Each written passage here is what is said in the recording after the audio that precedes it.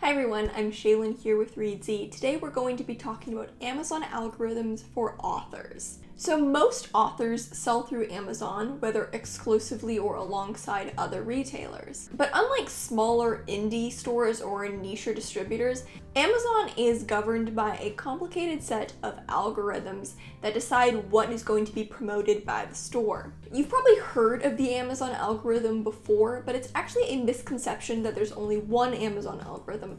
There are actually several different interconnected algorithms that index and rank products across the site. For example, there are separate algorithms for the search and bestseller lists. So in today's video, we're going to be demystifying the Amazon algorithms, talking about how they work and how to make the most of them as an author. I know that there's going to be a lot of information in this video and it might be a lot to take in, so I'll leave a link to our blog post on the topic in the description so you can review all of the information in this video as needed. So before we can talk about how to actually use the Amazon algorithm to your benefit as an author, we have to look at the Amazon algorithm's goal. This algorithm isn't just making decisions randomly, it has an end goal, and that's to maximize sales. Therefore, the Amazon algorithm's main goal is to show customers products that it thinks they're most likely to buy. As a result, Amazon's algorithms are typically built on two types of factors: factors related to sales performance and factors related to product market fit. Sales performance factors will decide whether your book is recommended in the first place, since Amazon isn't going to promote products that aren't selling. Market fit factors will determine who Amazon promotes your book to. So let's look at some sale performance factors. First up is historical sale patterns. The algorithm gives preference to titles that maintain strong, steady sales over a period of time rather than inconsistent spikes. So let's say you sell 5 copies one day, then 100 copies the next day, then back to 5 on the third day.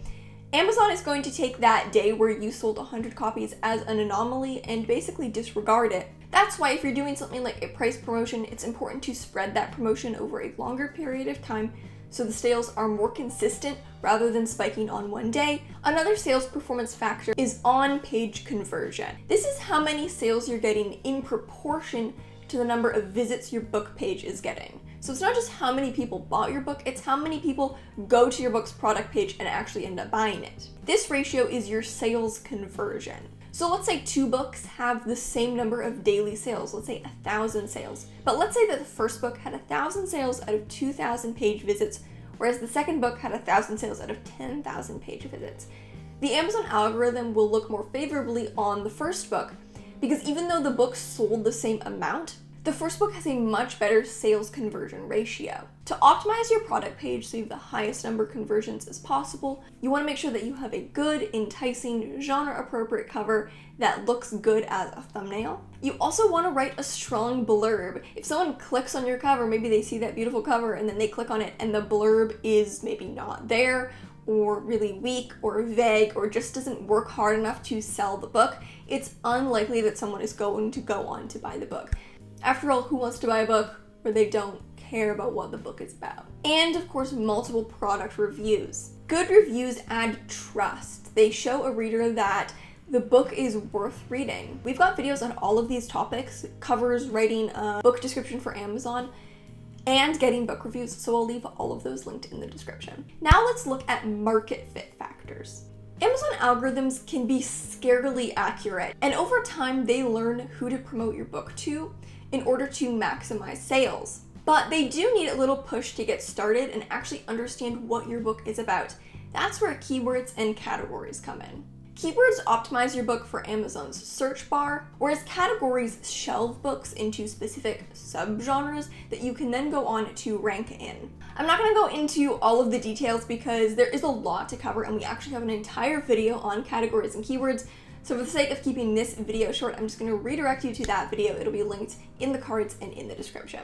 If you are learning about the Amazon algorithm, it is just as important that you learn how to use categories and keywords. These things all work together. Another really important factor is your on-page metadata. And the first aspect of that is your book's title. A good title, of course, piques your reader's interest, but can also give a clue to the Amazon algorithm about your book's target audience. That's why a lot of indie authors who distribute through Amazon sneak keywords into their titles, subtitles, or series titles. A title that features a close or even an exact match for a search term is pretty much guaranteed to be indexed for that search term. You know, approach this tastefully.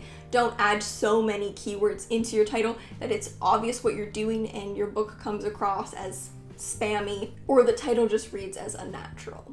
For example, if you're writing a romance suspense novel, you might put in the subtitle that it's a romance suspense novel. I'll pop up some examples from real books that actually make use of this technique by adding keywords into the subtitle. The book description is also super important. When it comes to writing your book description, it's more important to write an effective and enticing description than one that's full of keywords. First of all, because trying to stuff too many keywords into your book's description can take away from the effectiveness of the description, which defeats the point of a solid description. But also because keywords in a book's description won't necessarily be indexed like ones that you manually select or ones in your title. They can be, but the Amazon algorithm isn't as favorable. So when it comes to your description, write for people and for actual readers, not for the algorithm. The next thing to be mindful of is the also bots. If you've ever been on the Amazon store, you've probably seen this before. It's a little section under the product page that says customers also bought.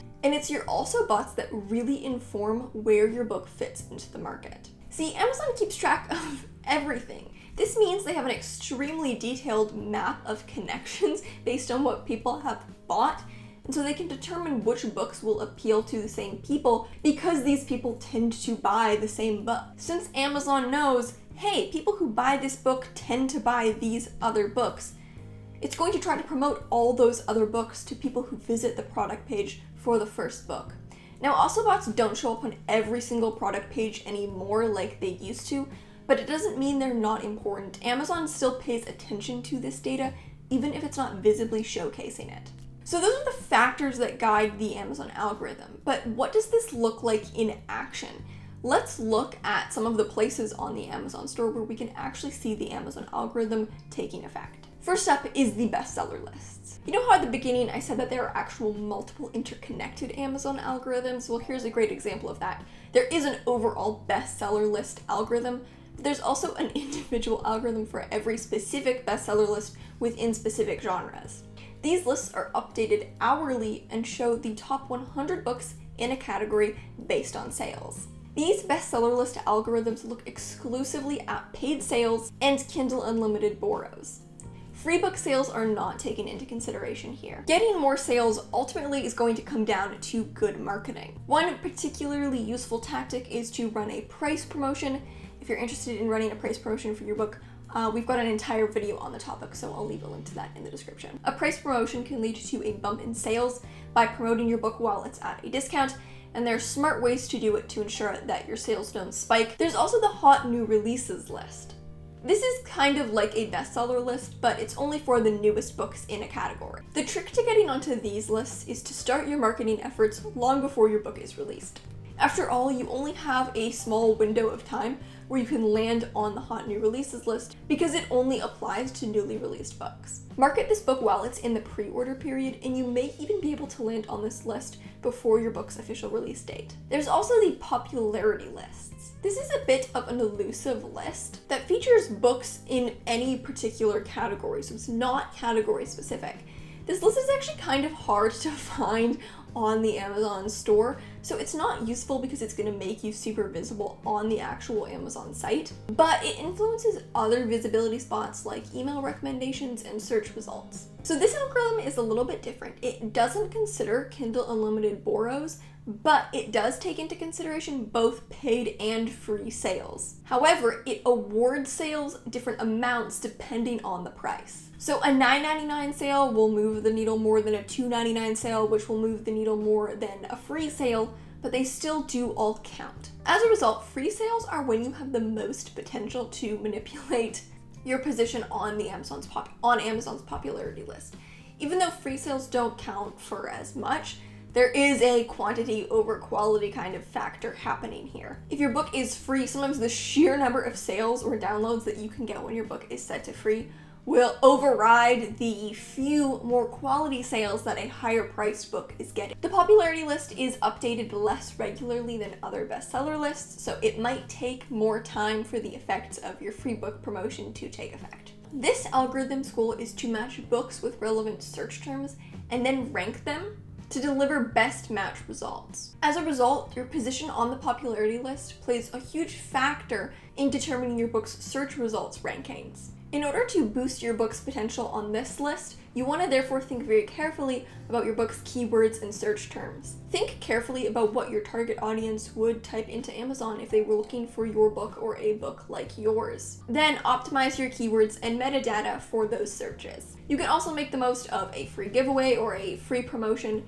to help your book climb the popularity list rankings. Next up are the highly rated lists. These lists do exactly what they claim to do. They show the highest rated books in a category. Therefore, these lists are determined entirely based on reviews. The algorithm looks both at the number of reviews and the quality of the reviews. You might also get bonus points for reviews that are verified or marked as helpful by other users. This one unfortunately doesn't really have any real magic trick. The winning formula is a great book that therefore gets great reviews, and an active and dedicated street team who can help provide those reviews. If you're interested in learning more about street teams and the role they play in promoting a book, we also have an entire video on street teams, so I'll leave a link to that. And finally, there's email recommendations. Amazon's recommendation emails are exactly what they sound like. They send out emails to individual customers recommending books that the algorithm has specifically selected for them and thinks they're likely to be interested in. This recommendation system works on two assumptions. First of all, that people who bought one book will be interested in buying another book that's very similar. And second of all, that a book that's currently selling well will continue to sell well. Amazon identifies this very intricate network of connections based on the books that everyone has bought. So if Amazon sees that a customer has bought a book in the also bought section of your book, it's pretty likely that Amazon will recommend your book to that user. The other consideration is sales performance. Good sales and good conversion show the algorithm that if they recommend your book to someone, that person is more likely to buy it than they are to buy a book with weak conversion. The key thing here is to keep your also bought section clean. This means keeping your marketing efforts focused on your genre only. If you write in multiple genres, you may even want to write under different pen names and keep your marketing efforts separate. Let's say that you're a cookbook author and you have a blog where you post recipes, it's quite popular. Now let's say that you've decided to publish your first historical romance novel and you think, well, I've already got a pretty large platform on my food blog. I should promote my historical romance novel on my food blog. What's now going to happen is that all the users of your food blog are now going to pollute the also bought section on your Amazon store. Because now the people who are buying your historical romance novel are people who tend to buy cookbooks, not necessarily people who tend to buy historical romance novels. Well, you want to make sure to do newsletter swaps or cross promotion with authors who publish in the same genre and have a similar target audience as you. Though it might be nice to cross promote your historical romance novel with a friend who writes sci-fi, unfortunately that sci-fi writer might send a bunch of sci-fi readers over to your romance novel, which can mess with your also boughts. So that is an intro to the Amazon algorithm. Although it definitely seems like a lot to learn, the good thing about the Amazon algorithm is that once you familiarize yourself with the basics and you learn how to optimize your book, you can basically get Amazon to promote your book for you. You're basically taming the beast, the giant beast that is the Amazon algorithm. It's complicated, there's a lot going on. You can basically get it to promote your book without you having to any work, and that really is the ultimate goal. It can take time to get that to happen, but once you get the ball rolling, Amazon will start doing a lot of marketing work for you. So that's all for this video. I know I mentioned a lot of other resources throughout the video. This topic is just very connected to a lot of other topics, so you can check out all the other videos that I mentioned linked in the description. And of course, if you want to review the content of this video, because I know that it was a lot of information, a lot of technical terms, I'll leave our blog post on the topic linked in the description. Thank you so much for watching. Remember to subscribe and turn on notifications so you don't miss any new videos from us. We've got new writing, editing, and publishing tips every Tuesday and Friday. Until next time, bye.